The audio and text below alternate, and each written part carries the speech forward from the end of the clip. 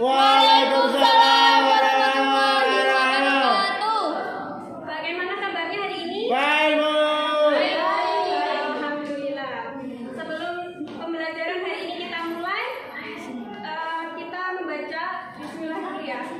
Ya. Bismillahirrahmanirrahim.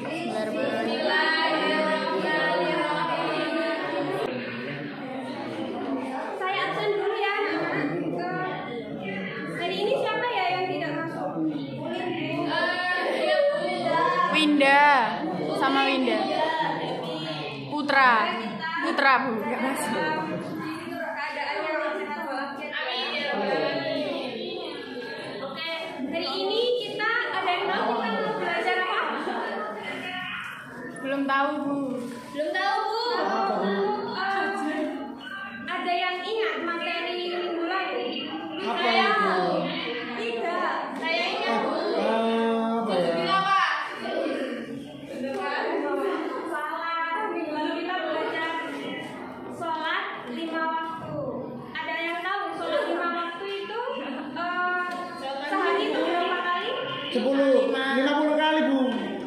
5 kali. 50. Betul Pak Indah. Poin. Hari kita tuh melaksanakan sholat 5 waktu yaitu subuh, terus zuhur, asar, maghrib, dan isya. Yo bagi jangan MTS aja. MTS. Oke, hari ini kita akan belajar mengenai tentang sujud syukur. Ada yang tahu? Apa itu sujud syukur, Bu? Udah lah. Oke, yang pertama yaitu ada pengertian sujud syukur. Sujud syukur adalah sujud yang dilakukan sebagai wujud rasa syukur atas nikmat atau kabar gembira oleh Allah Subhanahu wa Ta'ala. Sujud syukur ini hukumnya yaitu sunnah. Dan sujud syukur ini itu dilakukan di luar sholat ya, sholat seperti di luar sholat 5 waktu. Oke, next.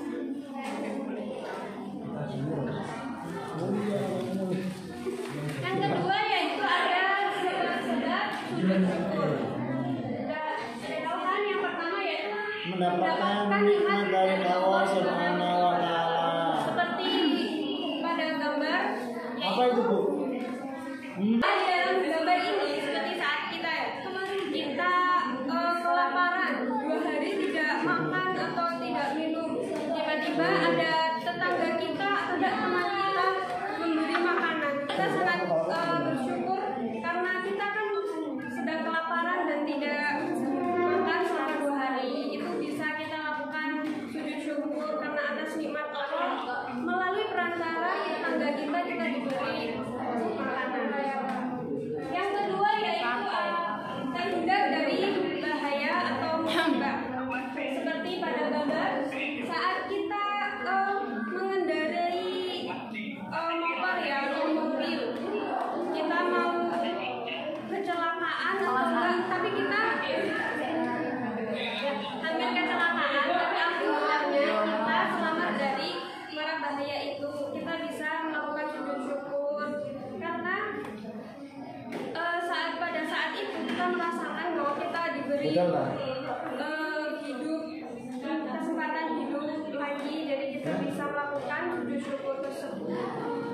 Yang kedua yang ketiga itu ada mendapat berita yang menyenangkan seperti saat kita mengikuti lomba olimpiade atau enggak lomba yang internasional, kita mendapatkan kabar gembira pada saat hari itu kita ditelepon tiba-tiba ditelepon oleh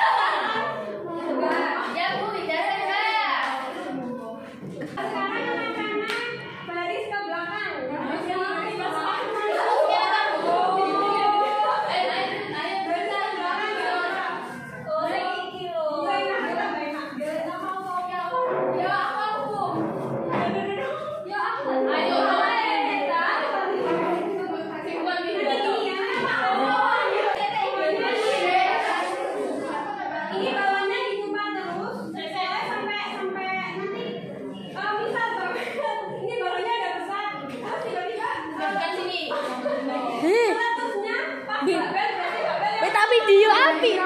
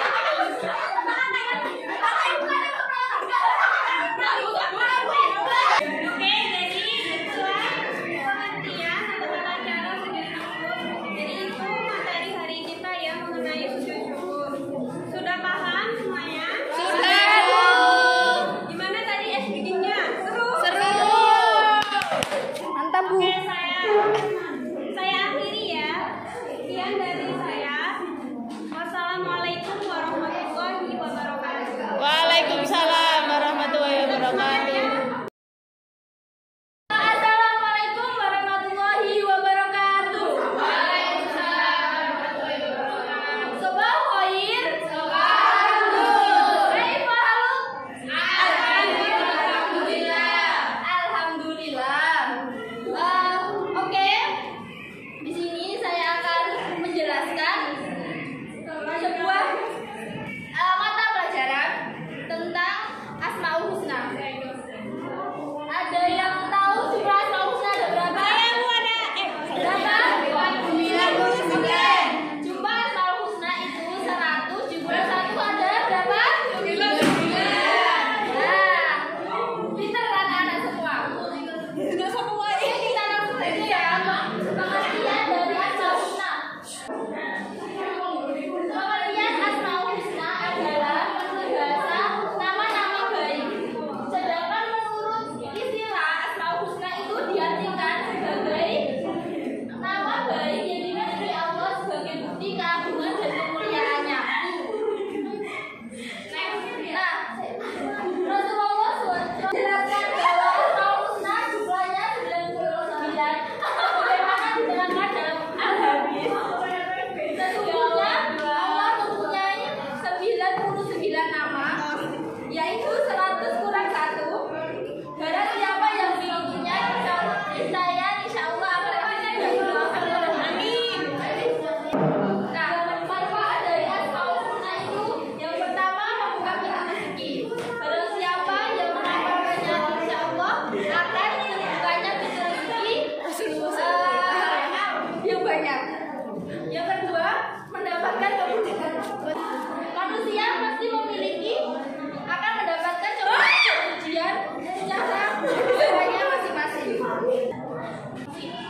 Nah, insya Allah kalau kita membaca Asmaul Husna dengan sepenuh hati, maka kita akan memberikan kemudahan untuk masalah yang ada. Yang terakhir, manfaatnya adalah memberikan keturunan. Siapa yang sudah menikah atau ya sudah menikah yang sudah memiliki keturunan tapi belum diberikan, nah bisa membacanya Asmaul Husna, insya Allah akan diberikan, insya Allah ya.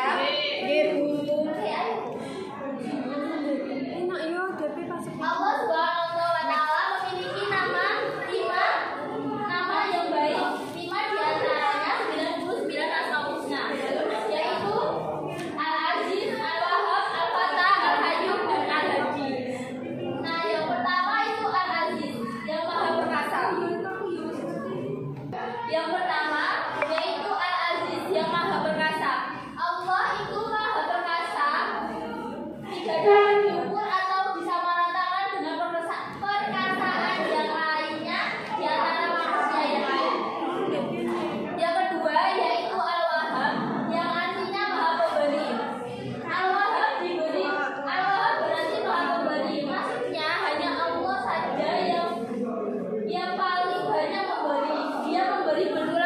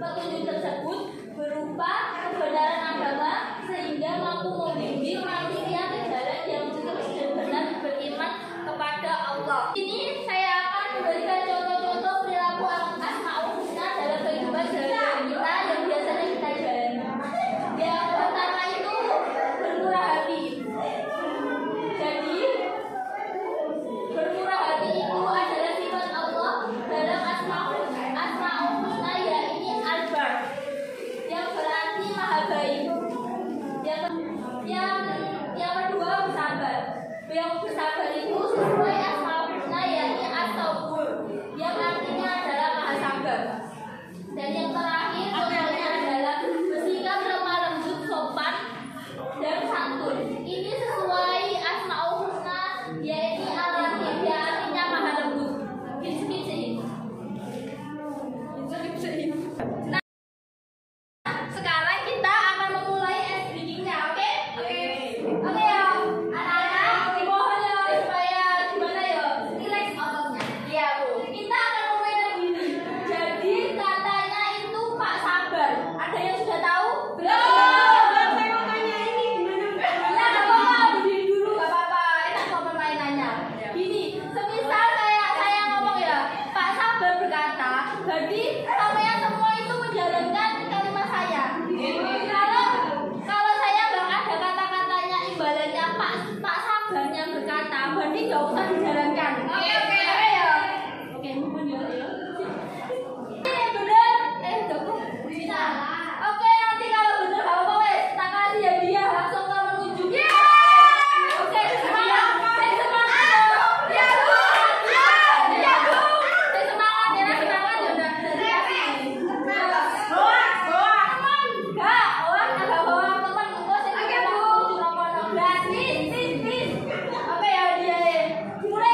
Iya, aku ingin melak. Kata Pak Sabar berdiri. Pak Sabar berkata ya, ini ya Pak Sabar berkata berdiri.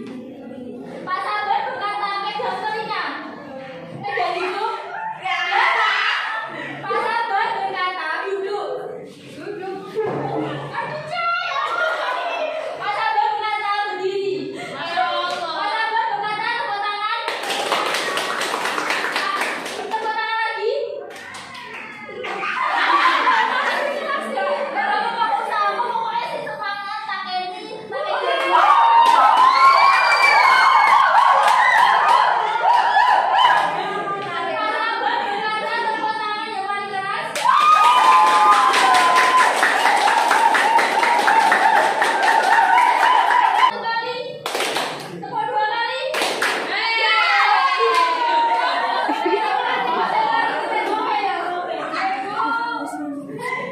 Pak Sabar berkata pegang mata. Pak Sabar berkata pegang hidung dan pegang mulut. Pak Sabar berkata bilang boleh. Bilang boleh. Sekian pelajaran hari ini, semoga bermanfaat bagi kalian semua. Dan saya akhiri. Wassalamualaikum warahmatullahi wabarakatuh. Waalaikumsalam. Oke, assalamualaikum, selamat siang anak-anak. Siang, Bu. Salam dulu dijawab. Waalaikumsalam, selamat siang Bu. Ulangi. Assalamualaikum warahmatullahi wabarakatuh. Selamat siang anak-anak. Waalaikumsalam. Siang, Bu. Ya, ini sudah mulai memasuki pelajaran terakhir, jadi pastinya kalian sudah pada lapar ya. Ya, Bu. Jadi kuncinya cuma gini, kalau kalian diam, kalau kalian nggak rame, maka semakin cepat pelajaran kita akan selesai. Benar sekali. Seperti biasa, Ibu akan mengabsen di akhir pembelajaran. Karena apa? Karena untuk memastikan bahwasannya kalian mengikuti pelajaran Ibu dengan tuntas. Cie. Oke, Ibu pakai PPT, jadi Mbak Sekretaris Mbak Lala hari ini libur nulis ya. Oke, anak-anak, dibuka halaman 27 LKS-nya, silakan. Ya Bu. Ya, Bu. Sampel ya. Gimana LKS-nya sudah dibuka? Sudah. Ya, hari ini kita mempelajari tentang urai ketenangan hidup dengan tidak tamak terhadap harta. Sebelum kita mempelajari lebih lanjut anak-anak sekalian, minggu lalu kita membahas tentang Al-Quran dan Hadis. Oke, coba disebutkan Mbak Dita pengertian Al-Quran dan Hadis kemarin apa? Iya, pintar sekali, benar. Ayo coba Mbak Nada, masih ingat Mbak Nada pengertian Al-Quran dan Hadis? Masya Allah, masih ingat sekali Mbak Nada. Oke, bagus. Jadi kita langsung saja lanjut pada pengertian tamak. Nah, di dalam judul itu kita kasih tanda kutip pada kalimat tamak. Next, Mbak. Sebelum kita mempelajari lebih lanjut, kita harus mengerti dulu apa itu pengertian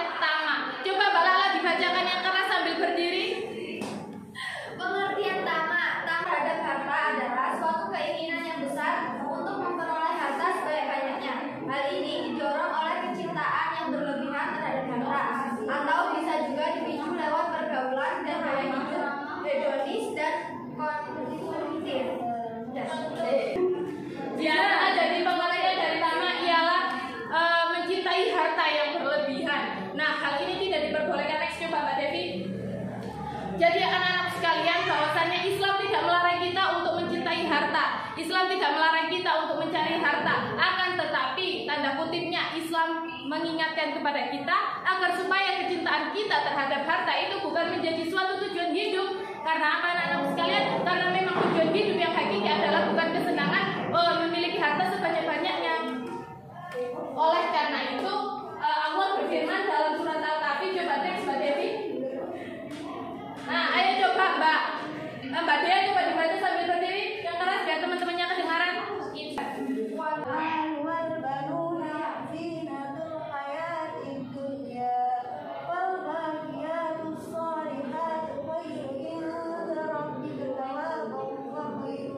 Adalah hayat dunia wal baqiyatu sholihatu khairun 'inda rabbika thawaban wa khairun amala.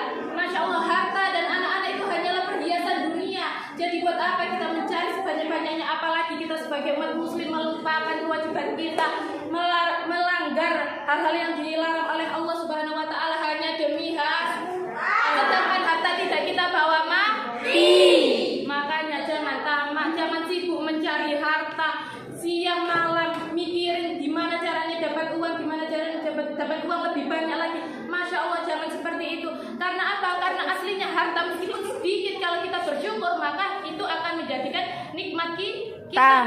Dan sesungguhnya kalau kita mencari harta banyak namun kita tidak mencari ridhonya Allah dan tidak kita tujukan untuk beribadah, maka semuanya akan sia-sia. Tapi apabila kalau kita sudah mempunyai harta banyak, terus kemudian kita sering sodako, kita buat amalan-amalan yang baik, Masya Allah akan menjadikan amal soleh. Di situ Allah sudah menjelaskan bahwasanya amalan yang kekal lagi soleh itu lebih baik pahalanya di sisi Tuhanmu, serta lebih baik untuk menjadi harapan. Oke, next Mbak Devi. Nah, sekarang kita ambil dari kandungan surah Al-Humazah. Boleh kita baca bersama-sama, dimulai dengan ta'awud dalam hitungan ketiga. Oke, bareng-bareng kita ngomong 1, 2, 3. A'udzu billahi minasyaitonir rajim. Bismillahirrahmanirrahim. Wailul likulli humazatil lumazah. Alladzi jama'a malahu wa 'addadah. Yahsabu anna malahu akhladah. Kalla layumbadanna fil hutamah. Wa ma adraka mal hutamah. Narullahil muqadah. Allati tattali'u 'alal afidah. Innaha 'alaihim muqsadah. Fi amalin mumaddadah. Saya minta Mbak Ulin coba dibacakan artinya Mbak Ulin.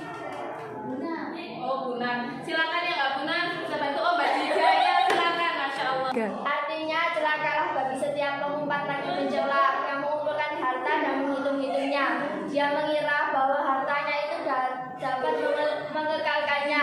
Sekali-kali tidak. Sesungguhnya dia benar-benar akan dilemparkan ke dalam hutama. Dan tahukah kamu apa hutama itu? Hutama itu api yang disediakan Allah yang dinyalakan, yang membakar sampai ke hati. Sesungguhnya api itu ditutup rapat atas mereka, sedang mereka itu diikat pada tiang-tiang yang panjang. Oke, terima kasih Mbak Aziza. Berikut kandungan dari surat Al-Humazah. Yaitu Al-Humazah ini termasuk surat Makkiyah. Kota Mekah. Dalam ayat pertama, wailul likulli humazatil lumazah, menjelaskan tentang orang yang suka mencela dan suka mengumpat akan celaka. Di situ di ayat pertama sudah dijelaskan oleh Allah akan celakanya. Ayat kedua, alladzi jama'a malahu wa 'addadah, menjelaskan tentang perilaku orang kafir yang gemar mengumpulkan harta dan sibuk menghitung kekayaannya. Mereka lebih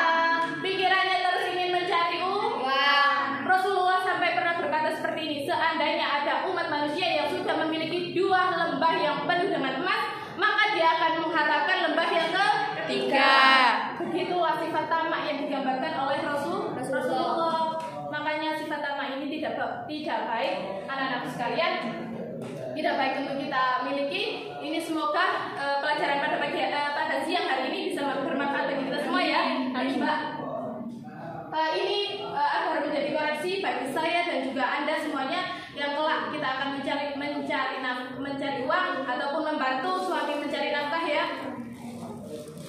Kita harus tidak perlu membanggakan harta yang kita miliki karena semuanya ini hanyalah titipan Allah. Pada suatu saat nanti akan diambil lagi oleh Allah. Pada kenyataannya hidup ini akan berputar. Kita saat ini kaya raya, masya Allah, bisa jadi besok kita tidak punya apa-apa. Jadi tidak ada yang perlu kita sombongkan, tidak ada yang perlu kita banggakan karena semuanya ini hanyalah titipan. Yang kedua yaitu memilih pola hidup sederhana dan bermartabat. Dan yang ketiga yaitu tidak menjadikan harta kekayaan sebagai tujuan hidup. Karena apa? Tujuan hidup kita yang utama yaitu untuk beribadah.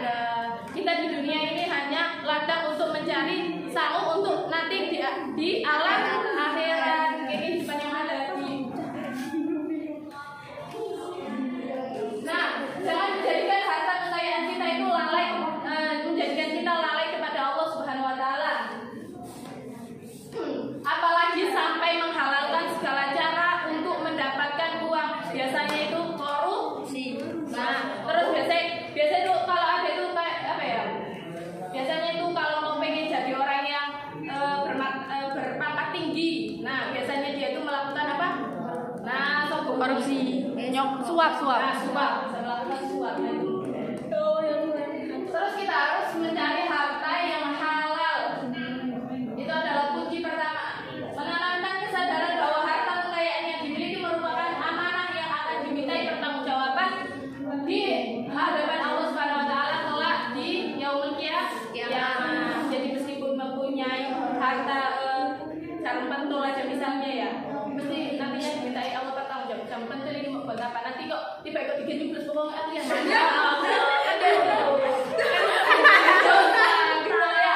Oke Mbak, terima kasih. Ada waktu sekitar, kita kasih waktu 3 menit ya, coba dikerjakan itu LKS-nya yang halaman 43, nomor 1 dan 2 saja. Silakan coba sebentar. Ya, oke. Nah, selesai mengerjakan soal, pastinya kalian pada ngantuk kan ya? Ini pelajaran terakhir, sudah mau cepet-cepet pulang. Nah, Ibu ada ice breaking dulu sebentar ya. Coba berdiri semua, ikutin apa dari Ibu. Di depan dada semua. Mari, nah oke? Oke. Kalau Ibu bilang menang, baru tangannya gini sampai gini. Karena ini kelasnya cewek semua, jadi alhamdulillah aman insya Allah ya. Ya, menari. Oke, menari di atas tulang kepala. Di atas menara bikin gini. Nah, oke. Nanti kalau Ibu misalnya berhenti di atas menara ya udah kalian tetap gini aja ya. Ya. Ayo coba mulai. Marina menari di atas menara, di atas menara. Marina menari. Tuh, berhenti. Nah. Udah ya, sebentar. Di atas Marina menari, menara, di atas Marina menari. Loh, jadi salah. Ayo coba cepet ya. Marina menari di atas menara, di atas menara. Marina menari, Marina di atas menara, Oke, sudah saya cukup. Ini permainan ini bukan apa-apa, hanya untuk melatih konsentrasi kalian dan hanya untuk membuat kalian agar tidak ngantuk lagi ya. Dorong Pak. Itu 2. Oke, saya absen. Yang tidak masuk hari ini siapa?